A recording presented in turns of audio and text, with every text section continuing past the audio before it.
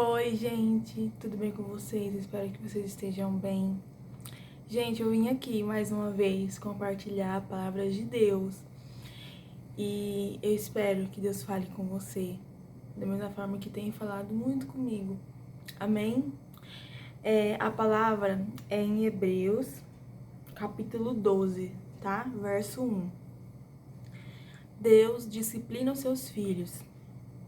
Portanto, também, nós, uma vez que estamos rodeados por grande nuvem de testemunhas, livremo-nos de tudo o que nos atrapalha e do pecado que nos envolve, e corramos com perseverança a corrida que é nos proposta.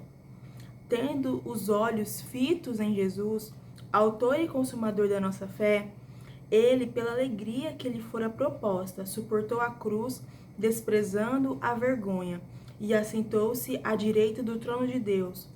Pensem bem naquele que suportou tal oposição dos pecadores contra si mesmo, para que vocês não se cansem e nem desanimem. Na luta contra o pecado, vocês ainda não resistiram até o ponto de derramar o próprio sangue. Vocês se esqueceram da palavra de ânimo que ele lhes dirige como filhos. Meu filho, não despreze a disciplina do Senhor, nem se magoe com sua repreensão, pois o Senhor disciplina quem ama e castiga todo aquele a quem aceita como filho. Suportem as dificuldades, recebendo-as como disciplina. Deus os trata como filhos.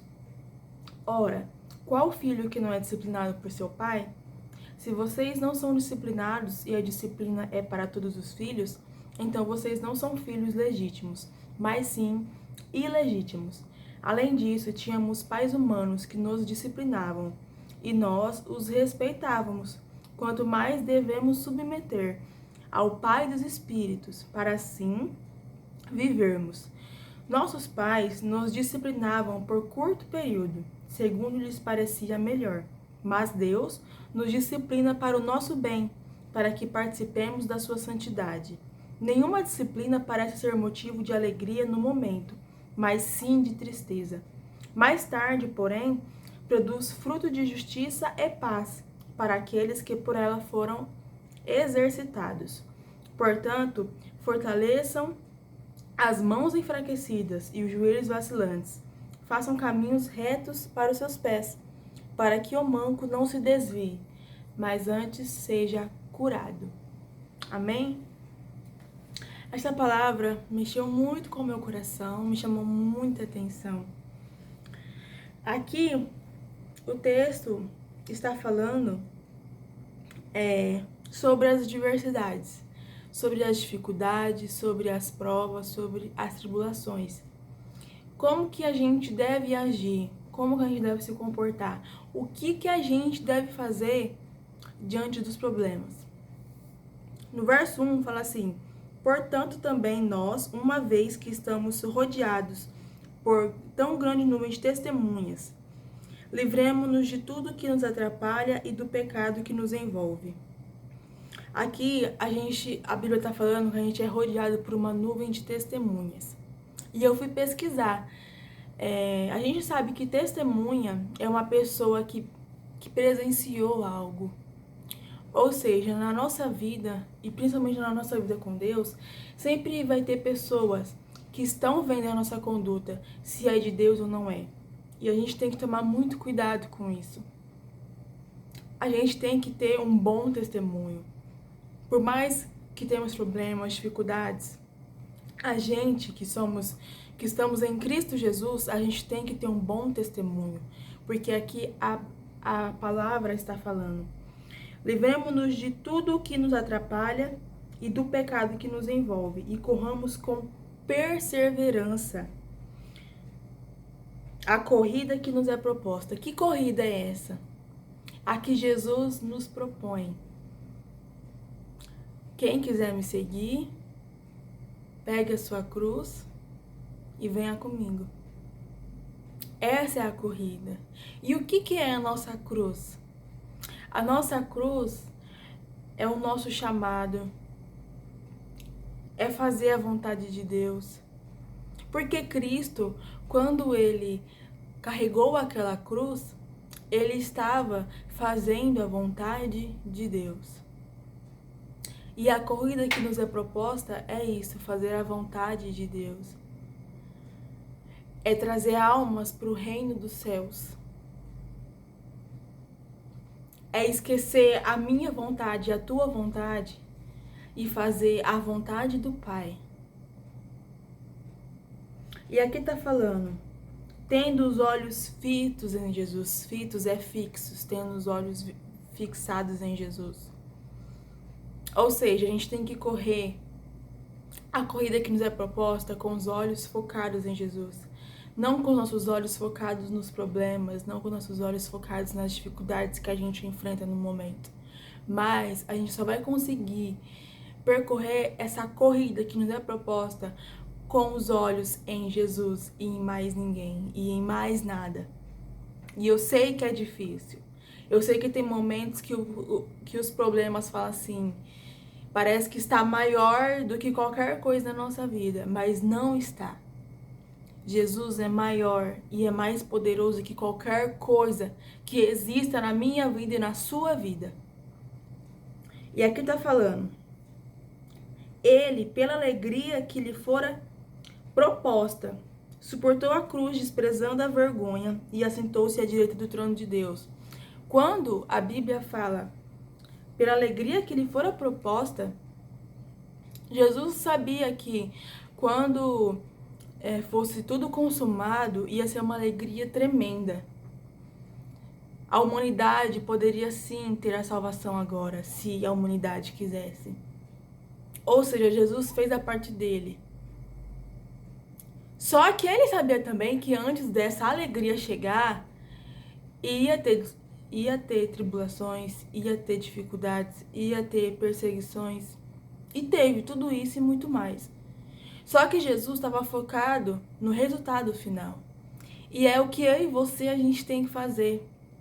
A gente não pode ficar focado só nos problemas. A gente tem que focar no resultado final. Não importa que a gente não saiba como vai acabar, mas a gente tem que focar que lá no final Deus vai continuar conosco, Deus estará conosco. E se a gente permanecer fiel, se a gente permanecer íntegro na presença de Deus, a gente vai receber a coroa da vida. A gente vai para a eternidade junto com o Pai. Esse é o nosso final aqui na Terra. E aqui está falando, desprezando a vergonha. Ele não ligou para a vergonha que ele ia passar diante dos homens. Ele não ligou para a vergonha que ele ia ter diante das pessoas que não entendiam o que ele estava fazendo. O negócio de Jesus não era com os homens, era com Deus. O meu negócio, o seu negócio não é com os homens, é com o nosso Pai, é com o nosso Deus. Então pare de ficar se incomodando com a opinião de A, com a opinião de B, e foca no que o seu pai quer que você faça. E foca no que o seu pai quer que você seja aqui na terra. Se Jesus tivesse preocupado com opiniões dos outros que não estavam entendendo nada do que ele estava fazendo, que não entendia que tinha um propósito maior, Jesus não tinha se sacrificado por nós. Hoje, eu e você não teria a chance de sermos salvos, de sermos libertos, de sermos perdoados. Então, entenda uma coisa. Para a gente fazer a vontade de Deus, para a gente percorrer a corrida que nos é proposta, a gente tem que desligar a nossa mente de opiniões que não é do Senhor, de coisas que não é do Senhor. E estarmos com os nossos olhos fixos em Jesus. E aqui está falando, pense bem naquele que suportou tal oposição dos pecadores contra si mesmo, para que vocês não se cansem nem desanimem. Jesus não fez isso por ele, para provar que ele conseguiu, que ele pode. Jesus fez isso por mim e por você. Jesus se sacrificou, Jesus se entregou naquela cruz por mim e por você. Não foi para ele, não foi para Satanás, foi por nós. Foi por mim e por você. Será que a gente já parou para pensar nisso? que Jesus passou por tudo que passou, se entregou naquela cruz sem ter pecado algum, por amor a nós. E aqui a Bíblia ainda enfatiza, para a gente não desanimar e nem se cansar. E por que às vezes estamos tão cansados? Por que às vezes estamos tanto desanimados? Porque a gente foca em coisas que não é do Senhor. A gente deixa o problema falar mais alto, o desespero falar mais alto, o medo falar mais alto, menos a voz do Senhor. Menos a voz de Deus. E a gente tem que parar com isso.